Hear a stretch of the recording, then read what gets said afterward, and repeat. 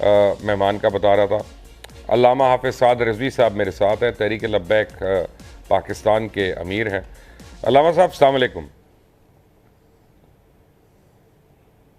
जी वालेकुम सलाम। अल्लामा साहब ये मुझे बताइएगा कि ये क्या हो गया वहाँ पे, कल किस तरह से शेलिंग होगी, कि गोलियाँ चल गई, क्या कोई साथी शहीद भी हुए? हमें इसका बैकग्राउंड बताएं ज़रा। जी, 12 रबीउल अव्वल शरीफ के हवाले से एक जुलूस था जिसको पहले रोका गया था हवेलियां के मकाम पर 12 रबीउल अव्वल शरीफ वाले दिन। तो उसके बाद फिर एक हफ्ता बाद वहीं दोबारा मिलादुन नबी सल्लल्लाहु अलैहि वसल्लम का जुलूस रखा गया, तो उसकी भी वही रूट रखा गया। तो हवेलियां के करीब पहुंचने पर जुलूस के ऊपर शेलिंग शुरू हो गई, और शेलिंग शुरू हुई तो उसके बाद हमने जुलूस का वहां इख्तिताम कर दिया। और जैसे जुलूस का इख्तिताम किया तो हमने रुख मोड़ा तो वापसी पर फायर खोल दिया गया, और उसके बाद 13 जख्मी हैं जी बुलेट से, और 4 शहीद हो चुके थे। इन्ना लिल्लाहि व इन्ना इलैहि राजिऊन। अच्छा, मैंने तो हज़रत अपना जितनी बारी तहरीक लब्बैक पाकिस्तान के जलसे जुलूस देखे हैं, रैलीज़ भी देखी हैं, ये तो अब बेचारे अपना बहुत ही मासूम और बेज़रर से लोग हैं, कभी किसी के साथ कुछ नहीं करते, तो इनके ऊपर इतने जुल्म क्यों हो गया? जी, यही तो इनका जुर्म है कि ये किसी के साथ कुछ नहीं करते और ये कहते हैं हम मुहिब्बे वतन है। तो यहाँ है जुर्म ज़ईफ़ी की सजा, मर्ग मफाजात। तो यही उनको सजा मिल रही है कि वो मुहिब्बे वतन भी हैं, वो किसी को कुछ कहते नहीं है। जब कहेंगे तो फिर आप मुझे बताएं ना जी, इस मुल्क में अकलियत को के कुत्ते को एक पत्थर लग जाए तो सारा पूरी दुनिया शोर डालना शुरू हो जाती है। 4 शुहदा इस वक्त तक हम जनाजे पढ़ चुके हैं, तो अभी तक किसी के कान पर भी जू नहीं लगी कि यार ये क्या हो गया, ये कैसे हो गया, ये मुमकिन कैसे है कि एक मिलादुन नबी सल्लल्लाहु अलैहि वसल्लम का जुलूस, कोई धरना नहीं, कोई लॉन्ग मार्च नहीं, कोई चीज नहीं, एक जुलूस जो अपने इख्तिताम के वक्त और नाम क्या जगह मकाम से 3 किलोमीटर पहले इख्तिताम पजीर होकर वापस हो गया, उसके ऊपर गोलियां बरसाई जाए, ये क्या तरीकाकार है? नहीं हज़रत, मुझे समझ नहीं आया, तो ये क्यों किया इन्होंने, मुझे ये तो बताएं। जी, क्यों किया है ये तो बिल्कुल साफ नजर आ रहा है कि इन्होंने खुद किया है ताकि मुल्क में इंतशार फैले, और तहरीक लब्बैक पाकिस्तान जो एक रिवायत रखती है अपने एहतजाज में को मनवाने के लिए, उस पर आए और मुल्क बंद हो और इंतशार की तरफ मुल्क जाए, और तो कोई नहीं। आप देखें कि ये जगह कौन सी, सराय सराय साले, ये तकरीबन हवेलियां से पीछे है, तकरीबन 2-3 किलोमीटर। तो सराय साले तक हवेलियां से निकलते 3-4 किलोमीटर पीछे गोलियां आकर मारना, ये कोई तरीकाकार तो नहीं है ना जी। ये किसने गोलियां मारी हैं, उनको ऑर्डर किसने दिया है? ये कौन सा मुल्क है जिसमें रात के अंधेरे में जैसे ही मगरिब शुरू हुई है स्ट्रेट फायर खुल गए? तो ये जब इख्तितामी दुआ हो गई, लोग अपने घरों को वापस जा रहे हैं। देखिए जी, एक बॉर्डर लाइन है जी, अच्छा बॉर्डर लाइन तक नहीं जा रहे, बॉर्डर लाइन से 3 किलोमीटर वापस नजर आ रहा है कि यहाँ पे कोई फिरका वाराना तसादुम ना हो जाए, तो यहाँ से वापस हो गए हैं, और 3 किलोमीटर आगे मजीद उनको पीछे से फायर मारे जा रहे हैं, पीछे से शेलिंग फायर, और सर में फायर, बख्तरबंद गाड़ियों से फायर, और जनाब ट्रॉलर के ऊपर फायर, कारकुनों के ऊपर फायर, गाड़ियों के ऊपर फायर। यानी कि देखने वाला रात को मंजर था कि हम कौन सी दुनिया में जी रहे हैं। ये यहाँ कोई कानून नहीं, ये जंगल से गुजर रहे हैं और जंगल वाले हमारे ऊपर कोई मतलब जैसे हमलावर हो गए।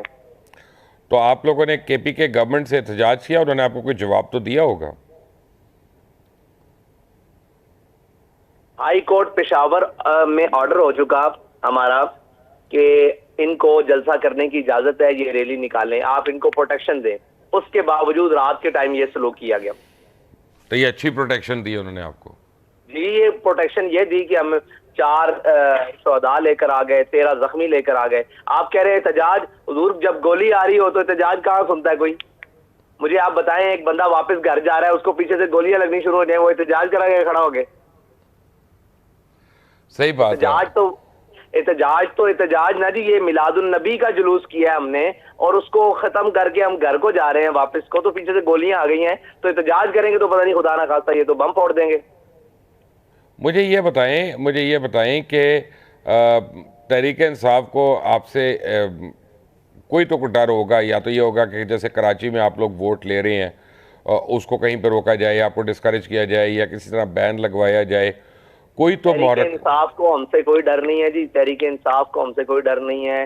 इस मुल्क के हर उस शख्स को हमसे डर है जो ये समझता है कि मैं अपना जनाब धौंस धांधली के साथ और अपने जबर के साथ इस मुल्क के अंदर राज करूंगा। उस हर शख्स को तहरीक लब्बैक या रसूलुल्लाह से डर है, और वही तहरीक लब्बैक या रसूलुल्लाह की राह में रुकावट है। और तहरीक इंसाफ ये चाहती है, उनके पास आपको पता है 8 घंटे गुजारने के लिए रोड के ऊपर नहीं खड़े हुए। तो तहरीक लब्बैक पाकिस्तान के पास एक बहुत अच्छी स्ट्रीट पावर है। वो ये चाहते हैं कि इनको रोडों के ऊपर निकाला जाए ताकि उसके साथ हम भी निकल कर आए। और तहरीक इंसाफ से हमारा इस चीज से मुआवजा ही नहीं, वो अपनी सियासत करे, अपना काम करे। हमारे सियासी हरीफ है, हम बात करते हैं, लेकिन मिलादुन नबी के जुलूस पर गोलियां बरसाना ये कौन सी तहरीक इंसाफ है, या ये कौन सी हुकूमत है, ये कौन सी एस्टेब्लिशमेंट है, कौन सी ब्यूरोक्रेसी है।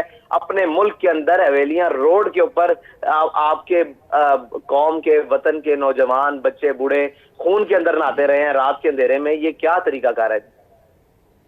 मतलब ये सच्ची बात यह है कि हमारे सब लोगों को इनका मार देने का प्रोग्राम था कि ये मर जाएं, इनको शहीद कर दो, आज कोई बच के ना जाए। ये तो अल्लाह ने हमें बचाया है और हम पता नहीं किस तरह निकलते हुए वहां से वापस आ गए। मैं आपको सच्ची बात बताऊं, मेरे पास तो सवाल ही खत्म कर दिए आपके जवाब ने। मैं आपसे क्या पूछूं, कितना मतलब जुल्म, इतनी मैं बर्बरियत। आपको ये कह रहा हूँ कि अल्लाह की शान है कि पता नहीं हम आपके सामने आज कैसे गुफ्तगू कर रहे हैं और कैसे बच के आए हैं। जो रात के अंधेरे में इन्होंने किया है, सुबह फजर तक 4:30 बजे तक जो इन्होंने जुल्म और किया है कि मैं नहीं समझता कि दुनिया में कहीं भी ऐसे मुमकिन है। और शायद चोर और डकैत भी ऐसे नहीं करते जैसे इन्होंने हरकतें की हैं वहां पर। मुझे तो लाहौर का वो दिन याद है जब बंद रोड को दो तरफ से बंद किया गया था, बत्ती बंद की गई थी वहाँ पे, और फिर अंधाधुंध फायरिंग हुई थी जिसमें पता नहीं कितने लोग शहीद हो गए थे मौके पे ही, बाकी अस्पतालों में जाके, और जख्मियों को हम कुछ हमने। एहतजाज कर रहे थे, वो रोड बंद हुआ था, वो भी इन्होंने जुल्म की इंतहा दास्तान। ये तो हम घरों को वापस जा रहे हैं, जलसा खत्म करके वापस जा रहे हैं, गाड़ियां वापस जा रही हैं और पीछे से फायर फायर फायर फायर, फिर साइड से शेलिंग और फिर आगे से फायर ताकि ये पीछे आए और पीछे से फायर ताकि ये आगे जाएं। कहां जाएं भाई दुनिया में?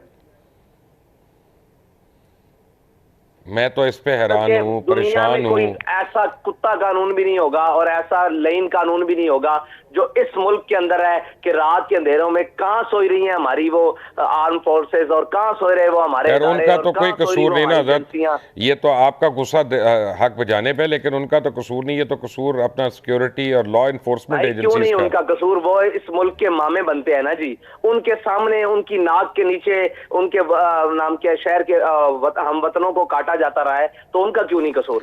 नहीं, मैं इसलिए कह रहा हूँ कि लॉ इन्फोर्समेंट जो है, अब हाई कोर्ट ने जब उनको ये कहा था कि आप लोगों को इजाज़त दी जाए और उसको सिक्योरिटी दी जाए, तो सिक्योरिटी तो फिर वो सूबाई हुकूमत की जिम्मेदारी हो गई ना। चलें, सूबाई हुकूमत अपनी बदमाशी पर उतर आई है। रात के 4 घंटे तक गोलियां चल रही हैं, हम भाग रहे हैं कभी आगे कभी पीछे, तो ये कहां सोए हुए हैं?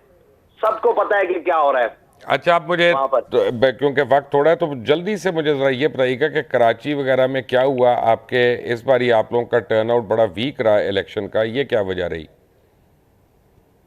बाबा जी, इलेक्शन तो तब लड़ेंगे ना जब जान बचेगी, और इलेक्शन तब लड़ा जाता है जब इलेक्शन का माहौल होगा। हम अपनी जानें बचा रहे हैं पाकिस्तान के रोडों पर के ऊपर, जहां निकलते हैं मार दिए जाते हैं, जहां निकलते हैं कुचल दिए जाते हैं, जहां निकलते हैं खून बहा दिया जाता है, और जिस कमीने रजील का दिल करता है वो हमारे ऊपर गोलियां भी चलाता है और जनाब टैंक भी चढ़ाता है और बख्तर बंद गाड़ियां भी चढ़ाता है।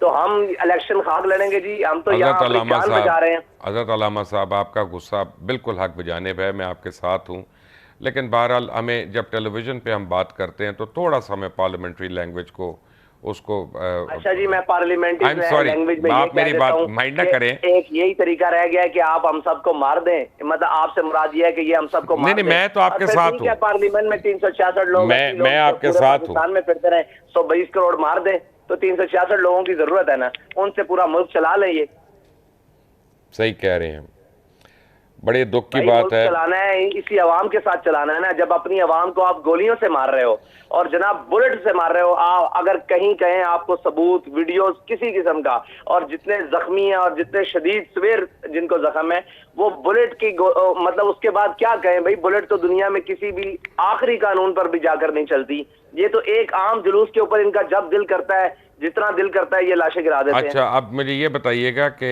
इस वक्त जख्मी जो हैं उनकी कुल तादाद कितनी है? 13 तादाद है जी। 13 तादाद है और सारे शदीद जख्मी है जो। हॉस्पिटल में है यानी वो?